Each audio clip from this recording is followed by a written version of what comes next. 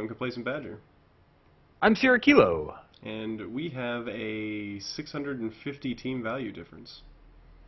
That's astronomical. That's one of everything. Yeah, that's bad. You don't want that to happen. But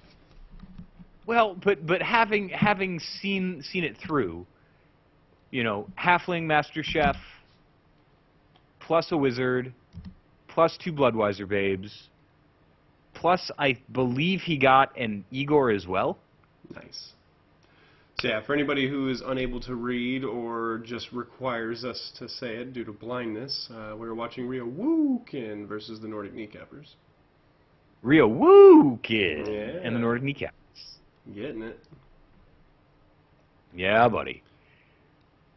So this was going to be an interesting match from start to finish. You know, I have a lot of respect for Jester TG and the Re-AWOOO-ken team. You know what I mean? And it's from a pretty new coach to the league into the season. He did a super good job overall. But with my overall team advantage, I felt like I was going in a little bit stronger than he was. Yeah, my love of the Necromantic team knows no bounds. Again, as I always say for every one of his games, was kind of my first team that I got all the way up there. But he is going into this game with only one of his flesh golems. Right, and that made a huge difference. And we talked about it earlier this week when we said, you know, coming into a match with the mummies, it's exactly the same thing where, you know, having 2 of those high-strength fellas makes a huge difference. Having one of them makes you even with my team right now. You know what I mean? Yep. And it's kind of even worse because the flesh golems are not at the same level as mummies or other big guys. They're probably a little closer to chaos warriors. Agreed. Ooh. So a 1 die against that Warwelf. I wonder if he misjudged his assist. Oh, looks like he... Does he have guard? Okay, so he was getting an assist, but I guess he just maybe didn't look at the strength 4? Could have been. So, but that was kind of shocking for me, and then really gave me the upper hand when it comes to this the first exchange. Yeah, that's pretty big. He lost his first turn advantage real quick there, so you're already able to take out some players. It doesn't look like this Ghoul Gra is protected much, so he may go down. There's so many other opportunities first, so I want to, you know, focus on the ball carrier, obviously. But I was looking to get him in there. Oh man, 2 failed go for it. And yep. So I re-rolled the go for it. And I'm assuming you applied the smash knee instead of the dead. Yeah, which was not a really comfortable way to roll into this, huh? No, niggling injury on one of your werewolves. I mean, that means miss next game and a niggling injury for the rest of the career, so that's rough. And right, and that's puppy dog face, not my son. So he's my good dude. Yeah. So that quick turnover right there, extraordinarily unexpected. Left your left flank open, I guess your right, but as viewing, left flank open. Brett actually man enough to get over there and cover. Right. But here's that thing. Had that guy got out of the way, I would have been able to access the ball carrier. Oh yeah, most definitely. I can see where the train of thought was, and it was just a go for it failure. I mean, 1 out of 36 chance it happens. Hey, and it definitely does. Super sad, especially because of the end results. But you know, so got the recovery. You know, he did a really good job of switching there. Left his guy a little under defended, which gave me the opportunity. Good thing that Brett was able to pull that assist, though. Yeah, Brett pulling that assist made that a very doable situation, which is very unlikely. I mean, it was going to be two 1 dies no matter what. Yep. I was gonna get that guy out. All right. So did he do much other than? I guess he doesn't have many players to deal with right now. But did he go for that ball right off the bat? No, he didn't go right off the bat. But he really didn't have much else to do. He kind of stood everybody up that he could. Okay. But that really was the only move that he had. All right. So Brett going over to hang out with the white over there.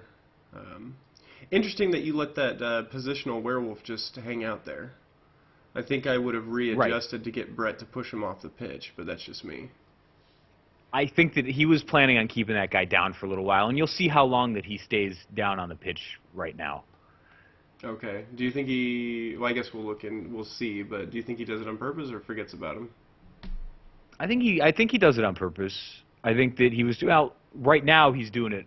He might have forgotten about him, but if you just watch how this turns out, he does a pretty good job of figuring out uh, where he needs to be. I did a poor job of positioning my players where Ooh. I should have done it so that it was a dodge onto the ball. But that When, diving tackle super worked out when for did me, huh? Keldon get diving tackled? 2 weeks ago, I think. Oh wow. Well, that worked out really well for you. Oh man, regen from it, but man, Brett getting some SPP in there. Nice. And that was why I wanted to get Brett over there, because he needs to get involved a little bit. So I think the ball was in a safe enough area where I'm not super worried about the werewolf. Yeah, So the only character that can touch it is stunned. So you were just absolutely giving a merciless beatdown right now. yeah, it's definitely a little one-sided. And you were And like, it's really not any of his fault, because he didn't really do anything super risky. I obviously didn't see the diving tackle on that player. Probably should have picked up the positional werewolf instead. But when it comes down to it, he's expecting to be able to dodge out. well, I wouldn't say he didn't do anything. That initial one die against the werewolf set him up for a really bad situation. He got lucky with your failed go for it, but then True. overextended and wasn't able to capitalize on it. Right. Yeah, I think that was just a faulty drive for him. He just never had any footing, and then just couldn't pick it up. Right. And Brett did a fairly good job that time, just being involved and being a body. Yeah, I'm surprised to see Brett doing so much. Ugh, so here's that opening. Not a lot of damage off that So here's line. the Yep. So here's the laughing thing. I forgot that my kick lineman was back this game because he was out last game. Oh, So he was on the sidelines, and oh, then he repositioned automatically but on the wing. into like this no, to the center of Oh, so it just the reminded you? line. No, and I forgot about it until I like moused over. Was like, I should have put somebody. I didn't check, so I didn't get to kick anyways. Okay. See, yeah, I've had it where, like, let's say a player gets injured, and it keeps my same formation, but moves my kick lineman with another lineman for whatever reason. It just Yeah. like switches places, and I'm like, oh, cool, my setup's fine. And then I'm like, why didn't I get to use kick? And it's like, oh, because we switched Yeah, players on you that looked identical. I know, and that's the tough part about this is that you can't set up, and maybe that's something that they'll fix in Blood Bowl too, where you can actually create an offensive and defensive setup. Mm-hmm. That would make me super happy. Yeah, and then be able to save them and utilize them, and it was based on players, not just positions and whatnot. Right. So So, kind of doing that same thing, working for one direction, and then getting a little stopped up. yeah, I don't know why he's feeding so many players into this like he moved 3 players into contact with you over there. Uh, Left side's pretty much unmanned, and he's not going to be breaking through that. Right. So now it's you. He's basically allowed you to move in without any problems. So I do not expect this ball carrier to stay standing for long. Yeah, that's my goal. Kind of surround him real good. I took one of my linemen to push his werewolf off to hopefully get an injury or something off of that. But I'm going to leave that one die push off to the very end and hope for the best. Yep. Grab it. Take a walk. Goodbye. Yep. Yeah, that was another kind of half-baked drive for him. Are you Yep. are And you it's able just to I think score? that he over. Yeah, I'm going to be able to score. Cool. There should be one going for it. And at this point, either a blitz or a dodge to end it. Right, and I've been doing too many dodges, and you and I have been talking through it, and you go, hey, that dodge out is just as good with a reroll. So I think that's what I ended up going with after I kind of did one move maybe, seeing if I could hit somebody, and then just got out of town and hopped down the touchdown alley. Very good first half for you, man. That was textbook. Yep. Kind of just opening up lanes and getting in there. Yep, and it was a lot of just kind of shuffling guys around to get the 2 dies where possible, and really realizing that even though I lost that werewolf early, which sucks, is not going to be the end of the world. Really, I've got Mighty Blow on a couple other fellas, and use those to the advantage that I have them. No big deal. Yeah. So, Double Bloodweiser Babe's failing to get one of his players, but even without them would have gotten that werewolf back. Super good for me. It's unfortunate on his side. Ooh, pitch invasion. Looks like you got the... actually, you both look like you got about the same. 3 on your side. Yeah, I had one. Looks like 4 on his side. Yep, it was 1 fame to me, 0 to him. Mm-hmm. So, but I guess we should say that I had an extra reroll to start this. And then he ate 2. Gained. He ate 1. Well, just now he just ate. Oh, you're talking about the first half. Right. Got it. Ate, yeah. But for the first half. So, but I got an extra reroll for having my coaches, and which kind of mixed it. So I ended up with my normal amount of rerolls anyway. So he had an extra 1. Gotcha. So. But he got 2 this time. Yeah. So that was good, getting that player out of there. Ooh, knockout. So this is just going to be me kind of rearranging my players to get the best hits to try to get my guy free. You know, making it easy so that when the agility test runs, I have a reroll in case that goes wrong. Yep. And Gear's getting close to that coveted level 6. True. Maybe he'll get to level 6 prior to the end of the season. That'd be super nice.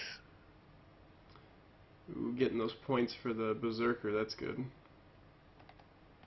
That's what I like to do. Even in that first, I think in the first half I handed it off to somebody so that I could get a better... Was that multiple block right there? That was that multiple block right there. Very nice. He's stunned and downed. So you liking that multiple block now? I do, and I'm watching it really carefully because you have to develop that super well. Mm-hmm. Because they get that strength 2 advantage, so I need to have an assist on each of those players in order to keep that 2 die. And in this case, I rolled the dice, figuratively speaking, on the first one and rolled a 1 die and then 2 die on the second one. Yeah, nothing like a strength 5 zombie to ruin your day. Right. So yeah, that was good. Got the ball, got in, touchdown. So 3-0 right now, and we're at turn 11. So I'm sure you're feeling pretty comfortable at this point. Right. And he's just not really, he's not doing anything wrong, but he's not doing anything super well. Like he's pushed a little bit too far with some of his players. Even though it's a hassle, I do have the additional strength of that werewolf and Brett that's allowing me to kind of get free. Well, the problem is that he never goes below, I shouldn't say never, he always at least sets up with 11 players, so he should be able to at least slow you down. But he's not attacking properly. He's kind of just going man-to-man on you, and then because you have the strength advantage, you're able to eat that man-to-man. Yeah, so that's what's coming up with this. This was, keep going. No, because you see what he does is he moves guys into position and then has no plan for them. It's kind of the same thing that we've been going through with the Crazy 8s. It's agreed. You don't just go into man-to-man. That's not going to achieve anything. Because now you're just going to take him out right here, and then that'll get the assist for the zombie to take him out. And that's what I've been able to do is kind of create some waterfalls and having that strength advantage, or every once in a while using a 1 die or something to kind of break it free. But in general, it hasn't been too terribly bad. Yeah. what he needs to do is he needs to utilize his blitz to get some, like maybe this white through and into the backfield as a potential receiver, so that you're not just pressing on that cage. Right.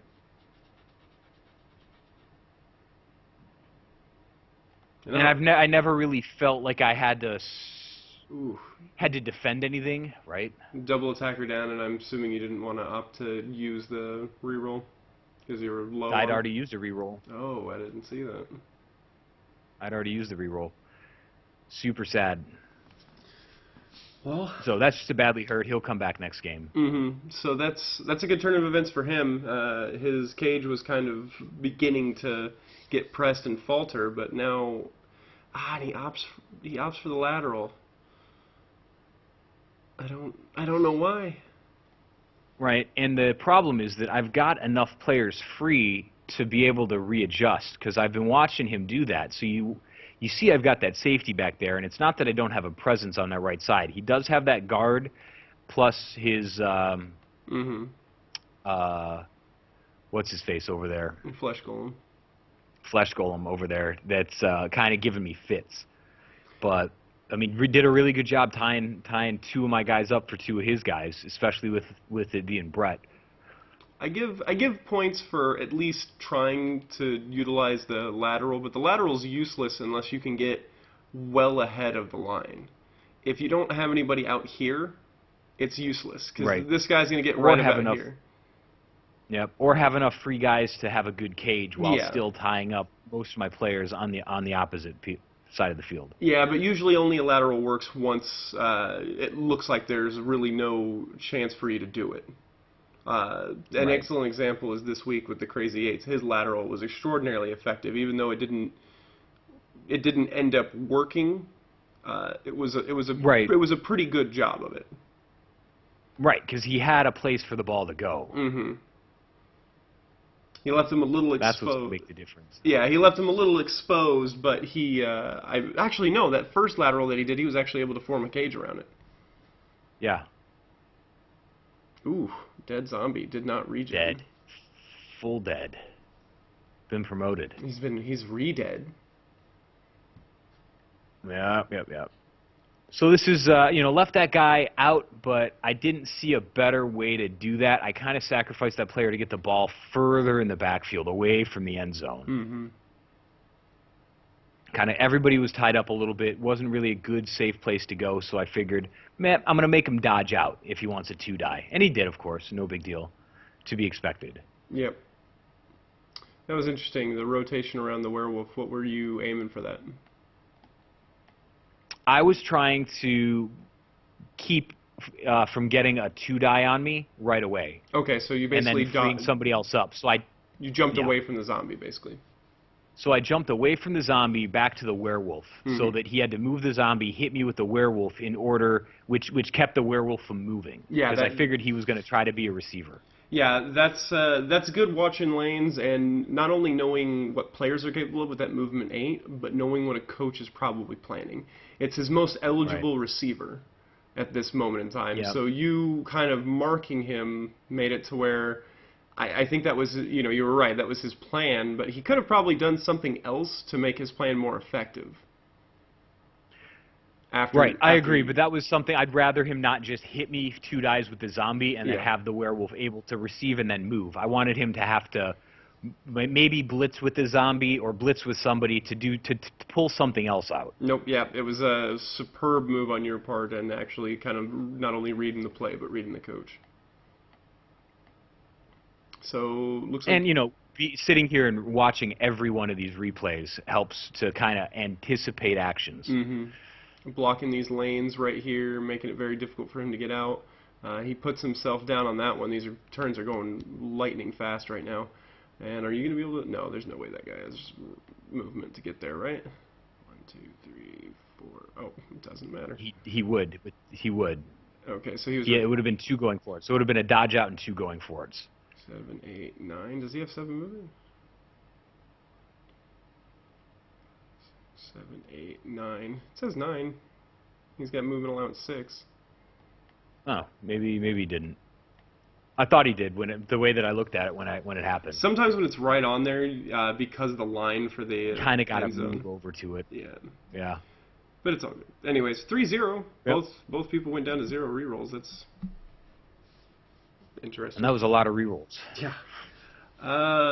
Yeah, Freeman, I thought you did an impeccable game. Kind of just being. I don't even want to say reactive, because you were very much precognizant of all of his moves, but effectively reacting to the play prior to the play was enacted. Thanks. For the Necromantic, man, it's a tough going against us. It's a tough prospect to go against a team like this, but it doesn't change that you have to maintain your fundamentals, especially when you're just your players are outclassed by level 5, level 4 players. You need to maintain your fundamentals of caging and moving up slowly. You're still a running team. I like to see the ball movement that you have, but at the baseline of it, you're still a running team, so those rules still apply to you. And you almost never protected your ball carrier, and that was the biggest issue, is that every time that you started, you immediately lost the ball. And and that can be shown by your occupation in own half. Yeah. So, and I think that the other thing to point out is, because we didn't really talk about it during the replay, but he did a really good job of, he didn't put his zombies with block on the line. He put them off on the wings, which made them better at forming a cage. I think that he just brought the cage up a little too close and then didn't really support it on a second effort.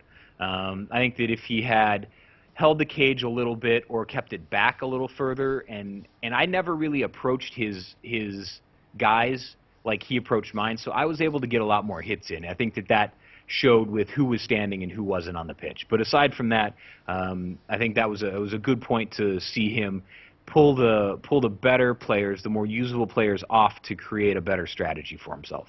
Yeah, he's definitely showing progress, but unfortunately that progress isn't showing numbers yet. But, right, and it'll take some time. Yep, just got to get comfortable in the skin of these players. That's all it is. Yep, so I got, Little Red got my MVP, and he got a zombie for his MVP, so. Ugh. That's good for Little Red. Yeah, so Little Red's, I think, 2 points. Yeah, he's pretty close. Pretty close. All right. Well, Looking forward to that. Yep. We will see you on week 6. Later.